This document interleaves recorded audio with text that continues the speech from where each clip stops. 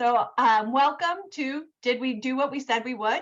Why developing the IEP isn't, or developing a high quality IEP isn't enough.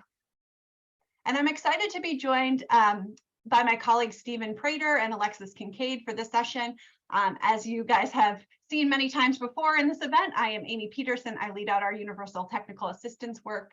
Stephen comes to us from our Intensive Technical Assistance team, where he co-leads some of that partnership work with our sites across the country. And Alexis is with us from our Knowledge Development team, where he really focuses in on synthesizing the policies and research and evidence from the field in order to help shape our work over time. So excited to have both of them join us today. And we can go on to the next slide. Our session outcomes are really going to focus on the following elements. We'll talk about and think about why fidelity of implementation is really important as we think about free, appropriate public education, or FAPE.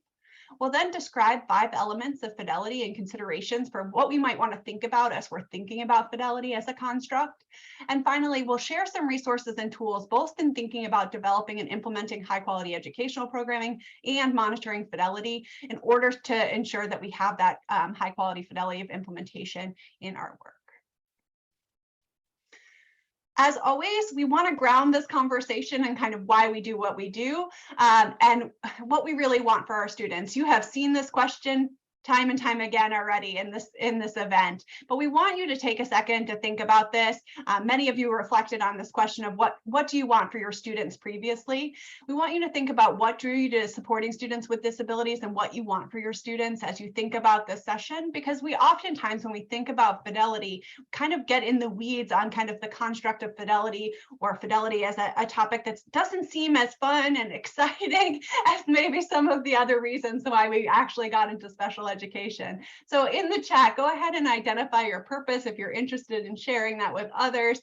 Feel free to also jot that down for yourself as a quick reflection. But we want to think about this because we really recognize that if we are really going to do what we said we were going to do, if we're going to have an impact on our students, and if we're going to be able to help students to be successful in the ways that we desire, we have to make sure that we're actually putting into practice what we said we were going to do on paper. So we really need to think about kind of what does this look like? How can we take from what we design well as we think about as our goals, and how do we put that into practice for implementation and really focus on that implementation lens?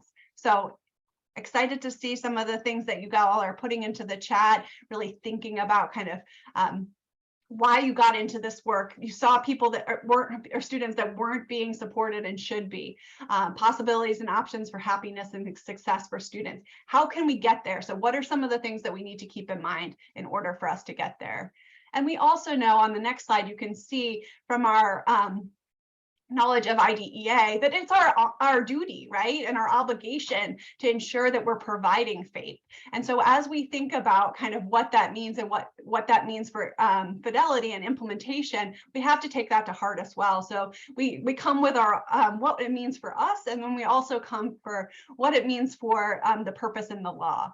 And on the next slide, you all probably saw this yesterday in the keynote address from Tessie, but if you weren't able to be there, this might be new to you, but we want to think about these 3 kind of components of FAPE as we're thinking about FAPE and as we're thinking about fidelity.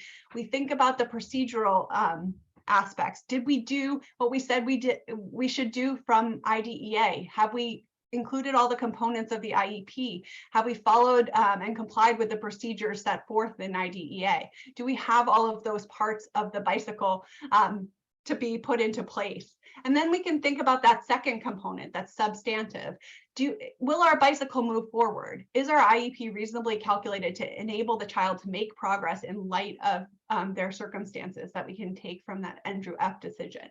So as we're thinking about that bicycle analogy that we talked about yesterday, the procedural component, do we have those key parts of our bicycle? The substantive, will our bike move forward and move together with us in order to be a vehicle for change? And then we get to the implementation piece, and we talked about that yesterday as well. If we don't focus on implementation, our bike, our great well-designed bike that has all the procedural components in it, and it was designed in order to move the student forward and achieve progress, will just sit in the garage and get dusty and dirty and not be used to drive forward. So we need to make sure that we're putting that implementation piece into place. So are we implementing the IEP as it was designed? Are we providing the instructional services and supports that need to be in place in order for our students to be successful? So if we look a little bit deeper into implementation and some failure to implement cases, what we often see is that parents have asserted that the school or district has denied FAPE based on the claim that the school or district failed to partially or fully implement the child IEP. And you can see on the second quote here from MC versus Antelope Union School District from 2017, that we can think about the IEP like a contract, right? So if we put the components of the IEP into place, then we think about it like a contract. Well, when we have a contract for any kind of any work, if we have a contract for work on our house or anything like that, if we can design a really great contract, but if it isn't actually implemented, then it's not successful for us. Our house will not have the updates that we are looking for. So we need to think about the IEP like a contract that we actually believe that it's a binding commitment that provides notice to both parties, both the school and the district, as well as the parents, that the services will be provided to the student. So thinking about kind of what we need for implementation, we really need to fulfill what we put into that IEP. And Tessie mentioned these two kind of buckets that we see in those implementation cases as well yesterday. One is fidelity of implementation, which we'll talk more about in this session today. And the second is the capacity to implement. So first, did we do what we said we would? And second, do we have the capacity to do what we said we would, right? We might need to think about what are the additional supports that we need to put in place to support our educators in order to implement as well.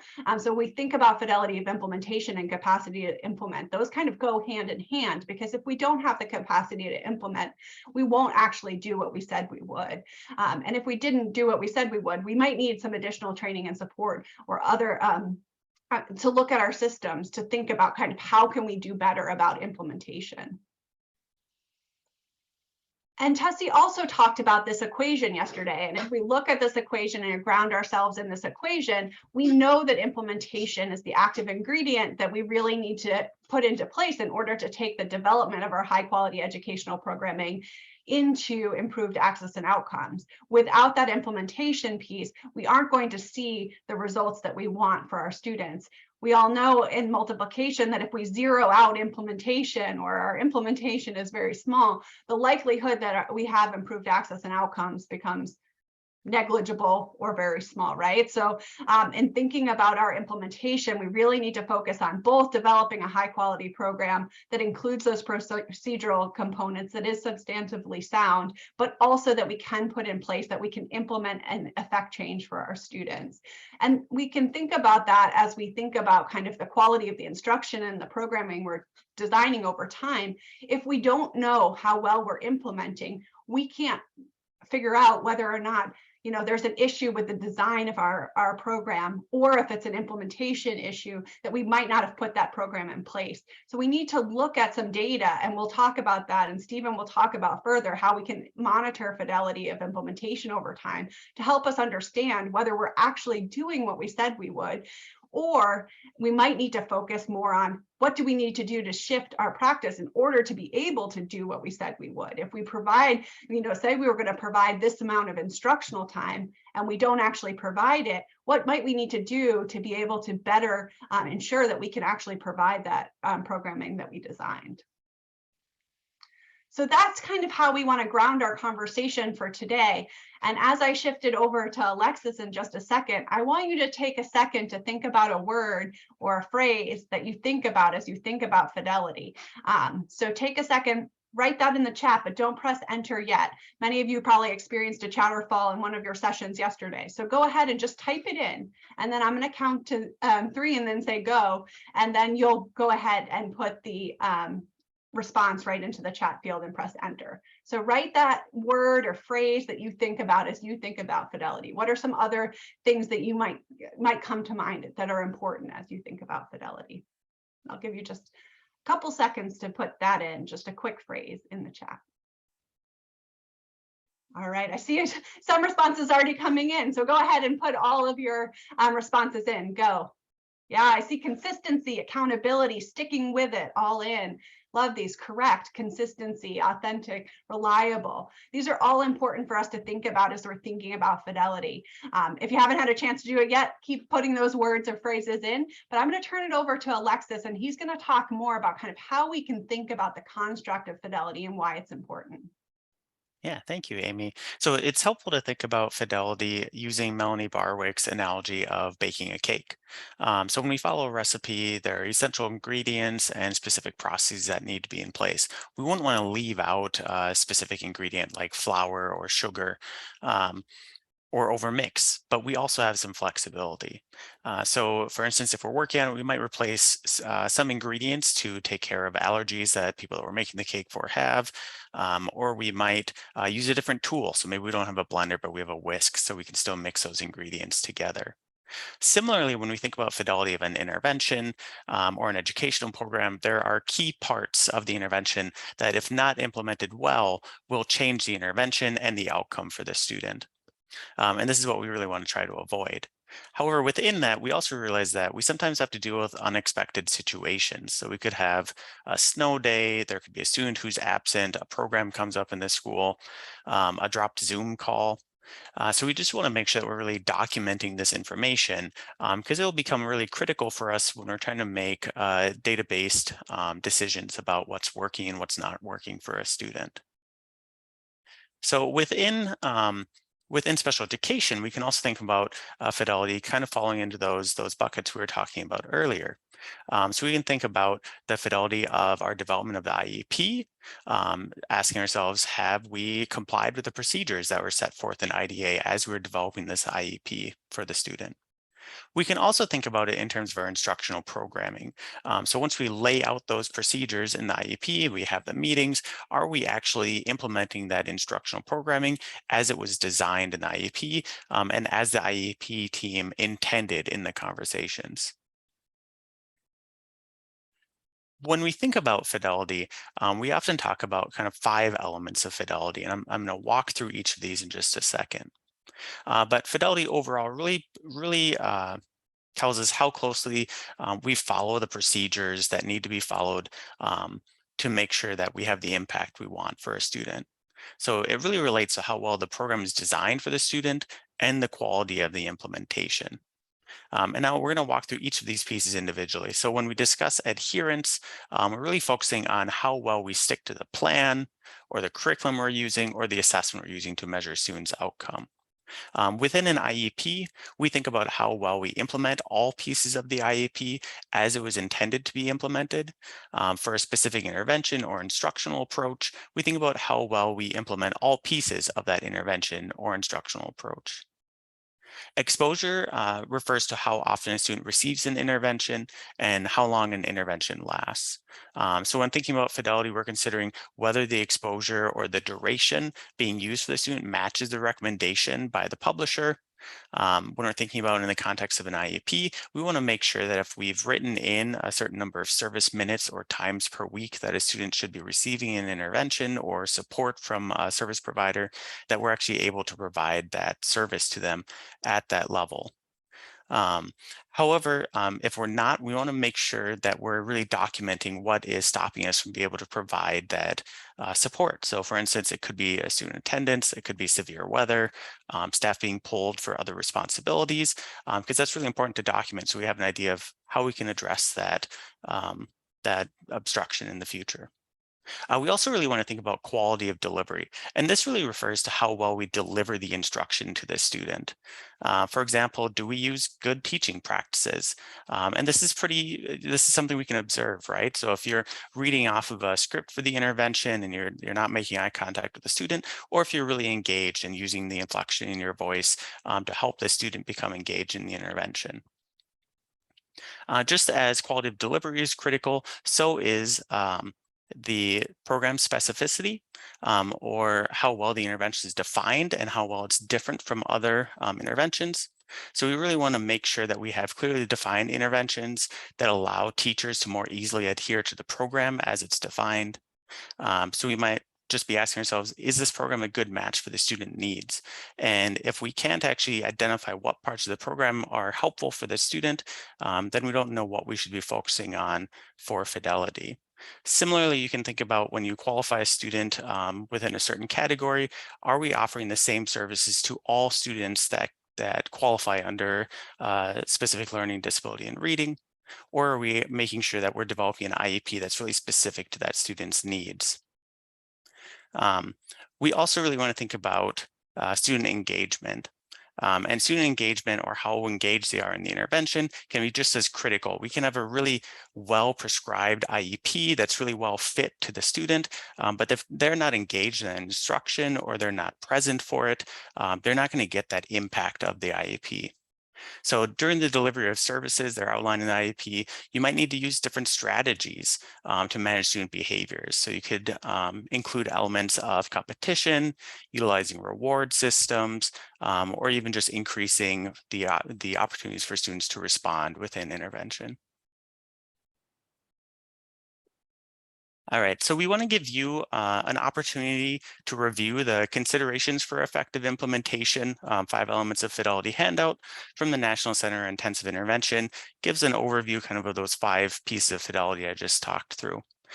In your groups, we're going to put you in breakout groups, and we want you to take 10 minutes to look over that sheet and then just kind of discuss the prompts we have here.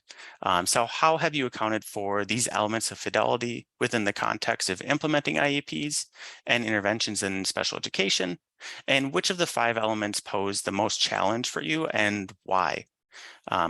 Please do prepare to share, be prepared to share out when you come back, because we'd like to just hear kind of what the group discussed. I'm curious to just hear what you were discussing in your room and thinking about either of those questions. I'll probably focus on the first one first. So just how have you accounted for these elements of Fidelity within the context of implementing an IEP or an intervention in special education? And as you're thinking of your responses, you can drop them in the chat. Also, feel free to come off mute and just share out with everyone. You don't have to turn on your screen just to share out. So what we really started talking about was this hesitancy, and I guess I'm sorry I hijacked your question. I really kind of took over. But so working with university students that are heading into the field and looking at early teachers, the hesitancy and the reluctance to try to even begin implementing, because there seems to be this anxiety around it being perfect. And instead of not doing it, not actually initiating this process, but striving for progress instead of perfection, and recognizing that, you know, those first couple of weeks will likely be a dumpster fire. They will absolutely, they're going to be rough, and really focusing on, you know, still being able to develop those student relationships, and just polishing and looking back at data you've collected, and refocusing and analyzing and having people come in and building confidence, and looking at all these sort of moving components that are not always obvious. And just that it's going to be a very vulnerable process, and that we need to celebrate every step. Yeah, thank you for sharing out. And I think to what you were talking about, building space for that vulnerability to have those conversations and really dig into the data to see how is it going for a student? Are we meeting their needs? It's important to have that space for educators to engage in that conversation.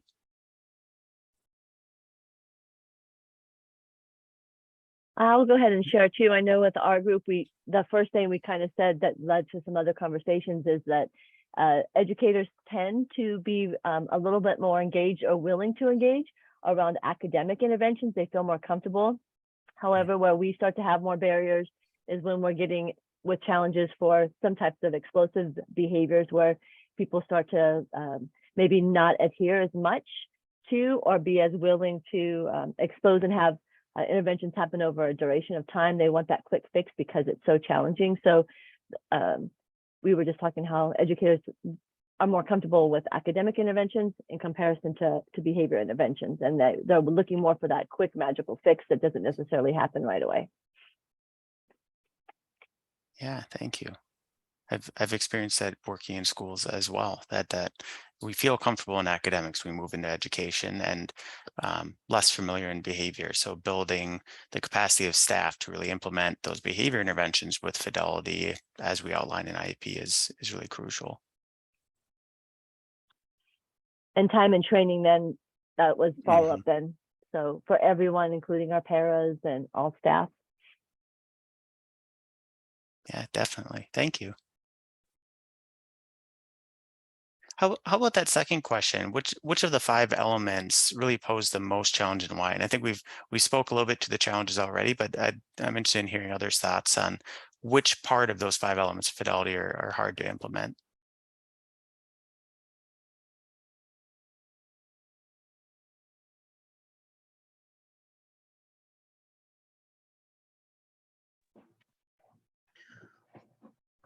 I'll go. First of all, in my group, I didn't say anything, and for anyone that knows me, that's a huge upset. Our group talked about student engagement. First of all, I'd say something that was interesting. At least 3 of us were not. One of us was a university people, and I'm a regional person that used to be a state person. And the state person and the professor did most of the conversing. So that's interesting that I don't know where your audience aim is, but I think we have a lot of folks that aren't currently implementing, if that changes your view. But, we talked about, how are you building this engagement? And largely people talked about building relationships. I think, the student, what's going to engage them, and having an interest in them, how to engage them. And the people that naturally build relationships and make an effort to build relationships, build engagement. And when they make decisions based on the data or based on how they know the child, that builds engagement. And they understand when it's not working and they go back and they try something different. It's okay to fail, but it's not okay to do the same thing when it's failing, right? So, and I think with the IEPs, you do get people kind of thrown into the deep end. For me, I think having the plop and the goal and the monitoring is pretty important. And if you don't have a plop and a goal that's you can understand, I don't know where your chances are for everything else. That's my 2 cents on that. I'm really enjoying this. Thanks. Yeah, thank you for sharing out. And I'm sure there are many people that will agree that, knowing your students when you're working with them can really help you when you're seeing that that student engagement is not there, and adjusting intervention to really support them. Or is there maybe one other person that would feel comfortable coming off mute and kind of sharing out? Sure. Hi. Yeah, my group agreed on exposure and duration as the most difficult, especially in the elementary level, because it seems like there's always something else going on in the classroom.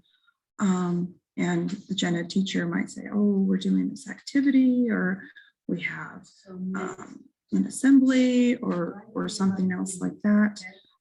Seems to be the big reason for not getting the kids to come out of class. And then just trying to make up those minutes with them is really difficult when the special education teacher has her day, back to back with groups and other students, and trying to fit that kid into another group may not always be easy or feasible to do. So that's the one that we thought that was the most challenging. Yeah, especially when you do have that, when you're trying to balance, the support and being able to be with peers in the general classroom with making sure you meet the service minutes in an IEP. Yeah, that can definitely be tricky. Thank you for sharing out. Yeah. All right, so I wanted to share out some resources that the Progress Center has developed that you can use when you're thinking about implementing an IEP with fidelity. We've grouped them into a couple groups here. The first one is really looking at these 3 components of fidelity: the program specificity, or how well it really meets the student's needs; adherence to it, what we've written in the IEP; and then that exposure, so providing those minutes for them. Thank you. Yeah. So as mentioned before, when thinking about fidelity within special education, we want to think about developing an IEP that meets those procedural requirements within IDEA and provides FAPE for a student or free and appropriate public education.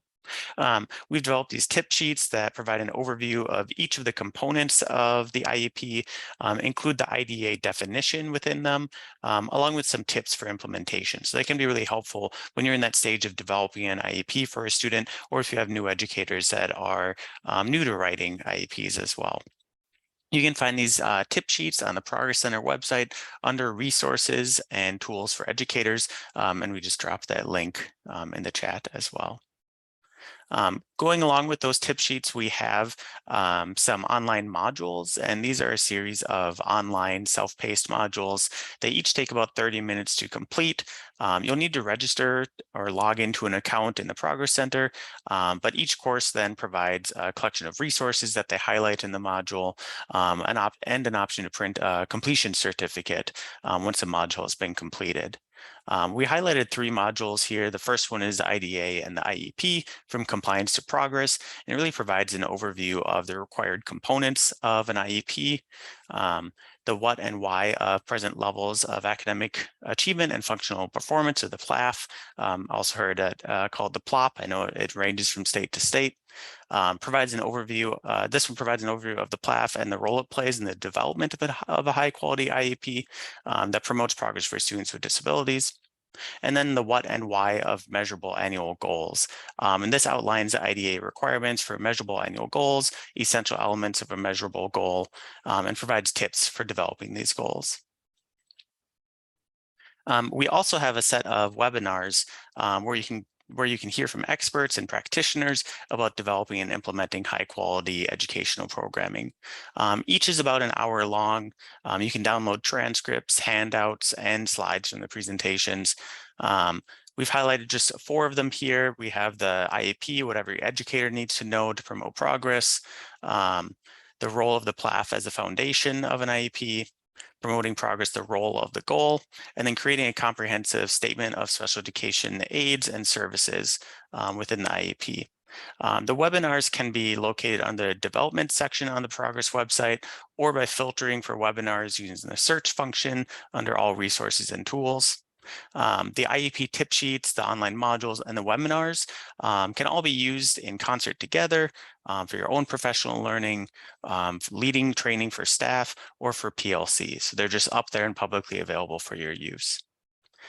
So thank you. With that, I'm going to turn it over to Stephen to continue the conversation about fidelity. All right. Yeah, thanks, Alexis. So as Alexis said, we kind of grouped these into 2 big groups of the way to think about the implementation of fidelity. So the next group that we're talking about is student engagement and quality of delivery. So fidelity not only considers how well you stick to that plan, but also how well that plan is delivered. So that's where quality delivery and student engagement comes in. So ensuring that teachers are delivering instruction with quality will help improve student engagement. And so therefore, if they improve student engagement, they'll improve their student outcomes. And I think we've mentioned this already too. Quality instruction delivery means that the teachers are engaged in what they're teaching. They're excited about what they're teaching. They're animated in their delivery. So that's part of this quality of delivery. But even if a teacher has high quality teaching techniques, sometimes they still need resources to help keep students engaged. So we're going to look at some resources for each of these areas. All right, so as far as instructional practices, we do have the set of what we call instructional practice briefs. So this is a series of practice briefs. It highlights 6 evidence-based high leverage practices that research has shown to support implementation of high quality instructional programming for students with and at risk for disabilities. So these have been shown to be effective regardless of their disability category or the age span of the students. So these are for all disability areas and all grade levels. The way these practices were identified was through a very extensive systematic meta-analysis of the high leverage practices for students with disabilities. So there's many more of these high leverage practices. These were the ones that were found to be the most impactful.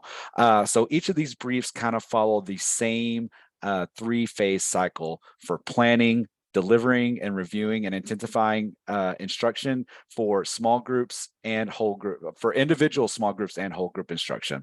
They're really designed to be a quick reference guide or a tip sheet of sorts, and they're all very short. I think they're all between 3 to 4 pages long, so not a lot of reading there. But you could also use them to structure conversations in your professional work groups, in your learning communities, in your college courses, and your professional development. So there are 6 of these, but in our presentation here, we're going to highlight 4 of them. So there's the first one there is about planning for instruction. But we also have this one about delivering instruction, and you can see it kind of has the same kind of layout as the first one there.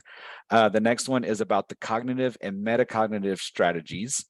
And the last one is teaching social behavior. So these are the 4 of the 6 that you can that we have, so that we're just highlighting in this one. But feel free to check all 6 of those out. They're very good information to help you with some high quality instructional practices. Okay, so this hits to something that people were talking about earlier when they were talking about student engagement, making sure those students feel they feel a part of the community, the school community, they feel included in the school community. So that's really the difference between what we call belonging and inclusion, because there has been a big push for inclusion, in the past several years. So when we think of inclusion, we really think of including those students in the general education classroom, as much as possible, and so that's what we talk about when it's inclusion, more of academic focus. When we talk about belonging, we're talking about making sure students are present, they feel invited, welcome, known, accepted, involved, supported, heard, befriended, and needed. So all those good descriptor words there, we want to make sure that's what students feel, and that's how they're best going to learn in our schools. So we currently have a couple of resources about belonging. We have a webinar there that's shown there on the slide, and then we also have a stories from the classroom. So I think you've seen a couple of the stories from the classroom yesterday. That was the one of those about Billy that you saw yesterday, and then I think there's been another one shown, or maybe it was in the session I gave yesterday. But these stories from the classroom, we have several different kinds of stories from the classroom, and we're going to have more about those in the near future. But these are all videos free to use on our websites. They're videos about educators or from educators and leaders just sharing their strategies, sharing their tips, sharing their stories from their experiences. And there's also another session specifically on belonging that you can join if you'd like. So if this is an interesting subject to you, if you want to know more about making sure those students are included and belong and feel included in your community, then there's another session about belonging that you can join in our online sessions today. All right, so how do we know if we have implemented with Fidelity? So if you think back to why you said you work with students with disabilities, okay, so think back to what you put earlier. So if we don't think about implementation, of fidelity of implementation also, then how do we know if we're going to get to that end? How are we going to know we're going to have improved outcomes if we're not making sure that we're doing what we said we were going to do? So, and we all know that what we measure is what we pay attention to. So if you actually take the little bit of time to actually measure your fidelity, make sure it's being done, and taking data on it, then it's more likely to actually be done, because what we do, what we measure, right? So if we don't monitor fidelity, then we can overlook some challenges that may be coming up, either system-wide challenges, or maybe challenges going on with a specific educator, or challenges going on with the student. So and we'll talk a little bit about that in a minute, how this fidelity data can help us figure out where there may be issues going on. So schools should have procedures in place to monitor the fidelity of implementation of their interventions. So these don't have to be formal.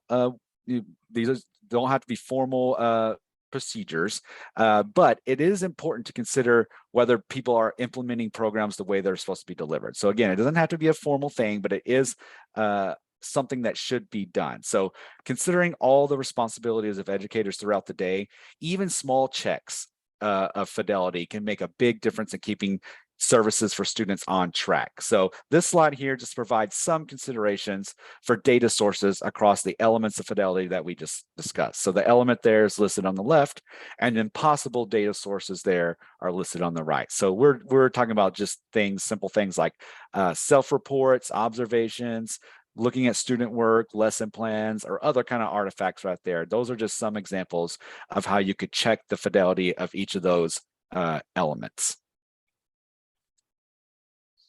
And our partners at NCII, they have a fidelity monitoring tool. And so this is also linked on the Progress Center website. But when you think about fidelity, there's many competing factors that influence implementation. There's many things that can affect it, right? And we've mentioned some of them going on as we've gone on through our presentation. But our goal with focusing and collecting fidelity data is to make a balance between what's realistic, like what can we actually expect teachers and educators to do during the day, but also something that's reliable, because we want to make sure whatever data we collect, we can use that data to make informed decisions. Okay, so this tool from the National Center of Intensive Intervention, it's a fillable PDF. And it's on the NCII website as well as our Progress Center website. But it's just a simple way to monitor intervention fidelity. Sorry about that. So here, if you see, there's a little blow up a part of the tool there.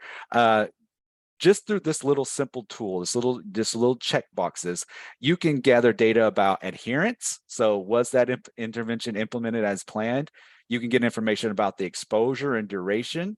And you can also get information about the student engagement. So you can collect those three pieces of data just from this simple form, okay? And there's also another tool from the state implementation and scaling up of evidence-based practices. I don't have a picture to show you, but the acronym for that is SISEP. So it's the state implementation and scaling up of evidence-based practices. It's another national center. They have an observation tool for instructional supports and systems. So what it can be used, this observation tool can be used with any kind of practice, any kind of program, any kind of curriculum, any kind of grade level. So it's agnostic. It doesn't have to be a part of some specific program that you're using. And it was designed to be selected with evidence-based practices or programs that don't have their own measure of fidelity, because sometimes programs do come with a fidelity checklist or fidelity check. So that was designed to be used for those programs that may not have something. So how do we use fidelity data with our decision making? Okay, so if we look at this graph here, if a teacher brought this progress monitoring graph to our team meeting, the first reaction might be, okay, we need to change the intervention. We need to make an adaptation to what we're doing because this student is obviously not responding to the current intervention. Okay, but what if we also found out that during the course of this month and a half that the student's been getting their intervention, they only got half of the intervention time that they should have received. So that might make the team stop and think about, how could we improve the intervention delivery before actually making a change in delivery or an adaptation to or intensification to the delivery that you're doing? So as you can see in this example, if you just think about that, you can make sure and look at our fidelity data, and it can help us to understand if we implemented the instruction as intended. So if you didn't, then you can't really make a judgment on whether the intervention worked or not, right? We can also able to see just what I said. We can link the student outcomes to their instruction or not. You know, if they were not getting the instruction, then we can't really attribute either the success or failure of the intervention if it wasn't being delivered as we intended. But with this data, we can also make more informed decisions about what our next steps are. So do we need to actually change the intervention, or do we just need to make sure we're implementing it with fidelity, implementing it as it's intended? And this can help us understand, is there something wrong with the system that's impacting the fidelity, or is it going on with the educator, or something on with the student engagement? So it's going to help us understand what barriers, systematic or otherwise, are going on with this student. And another thing to remember, and I know not as many schools are doing virtual schooling now, that a lot of schools are back in session as far as COVID-19 or other situations like that. But if a school does have virtual instruction or some kind of blended instruction, collecting fidelity data in those situations are still very important. So just if you think back to that analogy of baking, so just because you're using different utensils, it doesn't mean that the essential ingredients still don't have to be there for that recipe to work, right? So same thing, just because you're using different tools, maybe virtual tools, you still, that fidelity of implementation still has to be there in order for those interventions to still have the effect that they're meant to have. So we've seen evidence-based interventions applied in virtual settings. It's just as important to have those implementation with fidelity as you would in in-person delivery. Okay, so this kind of helps us to wrap up what I was talking about earlier. So fidelity data can help us consider developments and implementation across multiple levels. Okay, so it's not only going to tell us, is there something on with the system? Are we not allowing students enough time for intervention? Are we not? Do we not have enough staff to help us with our interventions? I saw people posting about that earlier. So what's going on with it can help us see if there's something going on with the system as far as implementing these services. Number two, is there something going on with specific educators? Do they need more training? Are they not following the plan as it was intended? So again, fidelity of implementation data can help us determine that. Or is it something going on the student level? You know, is the student not engaged well enough? Do they not feel a part of the community? Are they not able to grasp the concepts for whatever reason? Do we need to intensify interventions? So the fidelity of implementation data, even though it sounds like something small, can help us to make decisions about all these systems, all these levels in education.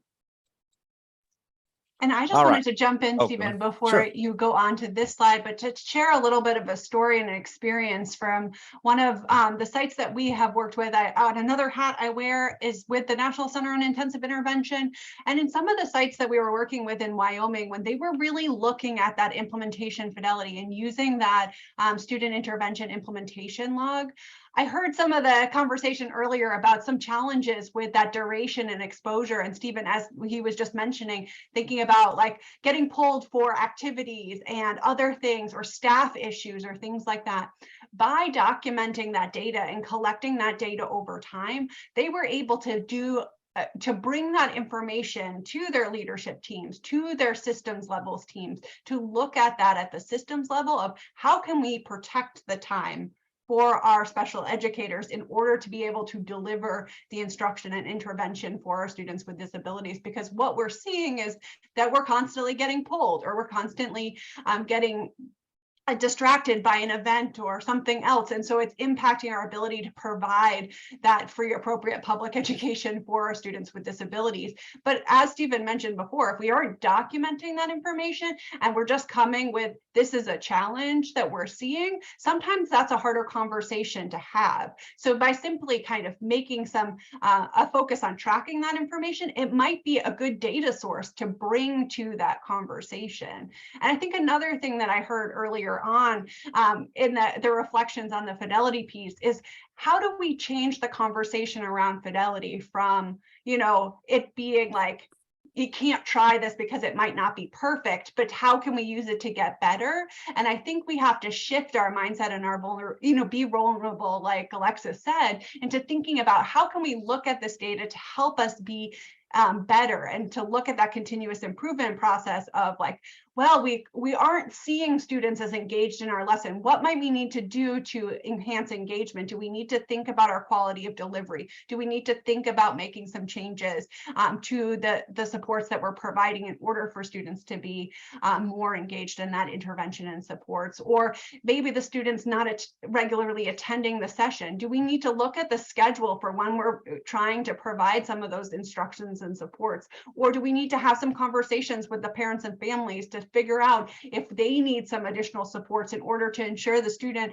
is able to get to school and to get access to those services and supports? So thinking about using this information to kind of continuously inform our process and reflect on kind of what we have put into place and what we need to do differently, rather than it feeling like it's like a gotcha or an evaluation kind of experience, but really using that data in that continuous improvement cycle. And I know that's easier said than done, right? It's easy for us on the outside say, use it as continuous improvement rather than evaluation, but having those conversations and creating that trust and experience for the educators in the building, the administrators and the system level folks, down to the connection with parents and families and the student, to make sure that it is feeling like we're trying something, we're putting it into place, we're collecting data and information on this to understand whether it's working. And if it's not working, we're going to make a change so we can better meet the needs of our educators, of our students, of our system as a whole. So I think those are just some things that we'll want to think about as we think about implementation and fidelity, is that, it has to become that continuous improvement process. And the data source helps us to really define that over time. So sorry, Stephen, I'll flip it back to you. No, that was great. Thanks for giving that practical experience that you've had with the NCII schools that you've been working with. All right, so this is really we're about to wrap up here. I know we're close to our time, our ending time with you, but so this goes back to that slide that you've seen with Tessie, you saw at the beginning of our presentation, but I just wanted to use it again to kind of wrap up our conversation. So in developing and implementing, we need to make sure we develop high quality educational programming with fidelity. So that means we are making sure we have all the required areas of the IEP, they align and they work together, right? With the bicycle analogy that we've talked about several times during our couple of days here. And then when we're implementing, we're also implementing with fidelity. So making sure we're sticking to the plan, we're using evidence-based strategies, and we're engaging students. So to ensure that we're providing FAPE and improving the outcomes and access for the students with disabilities. So like Amy said earlier, if one of these areas is a 0 or a low number, then those outcomes are going to be low. But if both of these are high quality and both of these have a lot of fidelity, then we're going to have improved outcomes for our students. So that's it for our presentation today. Here's some information about how to keep in contact with us. If you have questions or want to follow us, there's our Facebook and our Twitter. And then if you have questions, there's an email address there, progresscenter@air.org. You can send email there and somebody will respond to you. There's the promotingprogress.org website. That's our Progress Center website. And we do have a couple of minutes left. If anybody has any other questions or comments, feel free to put them in chat. Feel free to come off mute. And we've got about 4 minutes left in our session. And Amy, Alexis, and I will stick around for these last 4 minutes. And if anybody would like to talk a little bit more, but